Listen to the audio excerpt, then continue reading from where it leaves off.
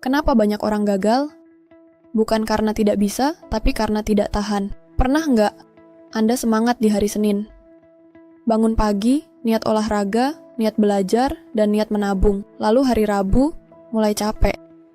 Hari Jumat, mulai alasan. Minggu depan, hilang. Masalahnya bukan Anda tidak pintar. Bukan juga tidak punya peluang. Masalahnya satu, Anda tidak konsisten. Dan hari ini, kita akan bongkar kenapa konsisten itu mahal. Kenapa orang kaya dan sukses bukan lebih pintar, tapi lebih tahan. Dan bagaimana Anda bisa melatih diri jadi pribadi yang konsisten dalam pekerjaan, bisnis, dan keuangan. Dengarkan sampai akhir. Karena mungkin ini episode yang akan mengubah cara Anda melihat kesuksesan. Kenapa konsisten itu sulit? Karena konsisten itu membosankan. Datang kerja tepat waktu, setiap hari. Belajar skill baru, setiap hari. Nabung, setiap bulan. Bangun relasi, terus-menerus. Tidak ada tepuk tangan, tidak ada spotlight. Kita hidup di zaman yang serba cepat, serba viral, serba instan.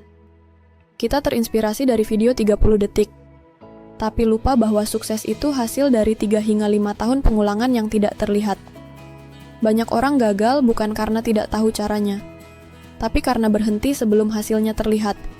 Konsisten adalah kemampuan untuk tetap jalan, bahkan saat tidak ada hasil. Cerita nyata dalam kehidupan. Bayangkan ada 2 orang. Orang pertama semangat sekali. Dia ikut seminar, beli buku, download aplikasi investasi. Seminggu rajin, sebulan mulai jarang, 3 bulan berhenti. Orang kedua biasa saja. Tidak terlalu semangat, tidak terlalu pintar. Tapi setiap hari dia baca 10 halaman buku. Setiap bulan dia sisihkan 10% penghasilan. Setiap minggu dia upgrade skill sedikit demi sedikit. Setelah 3 tahun, yang pertama masih bilang, saya sebenarnya punya potensi besar. Yang kedua, sudah naik jabatan, sudah punya tabungan, sudah punya income tambahan. Beda mereka cuma satu. Yang satu panas di awal, yang satu tahan lama. Bagaimana cara melatih konsistensi? Sekarang kita masuk ke bagian paling penting. Bagaimana caranya supaya kita bisa konsisten? 1. Jangan andalkan motivasi, andalkan sistem. Motivasi itu naik turun. Kalau Anda menunggu semangat, Anda akan sering berhenti. Buat sistem. Contoh, nabung otomatis tiap tanggal gajian. Jadwal belajar tetap jam 7 malam. Bangun pagi tanpa negosiasi. Orang sukses tidak bergantung pada mood. Mereka bergantung pada sistem.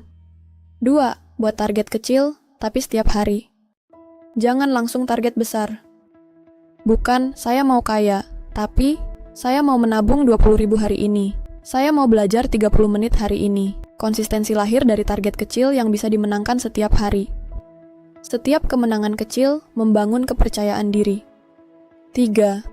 Terima bahwa Anda akan bosan. Ini penting. Kalau Anda berpikir konsisten itu selalu menyenangkan, Anda akan kecewa. Akan ada hari malas, akan ada hari capek, akan ada hari ingin menyerah. Orang konsisten bukan orang yang tidak pernah bosan, tapi orang yang tetap jalan walaupun bosan. Disiplin itu tetap melakukan yang benar, walaupun tidak ingin. 4. Fokus pada identitas, bukan hasil. Jangan bilang, saya mau sukses, tapi bilang, saya adalah orang yang bertanggung jawab. Saya adalah orang yang menepati komitmen.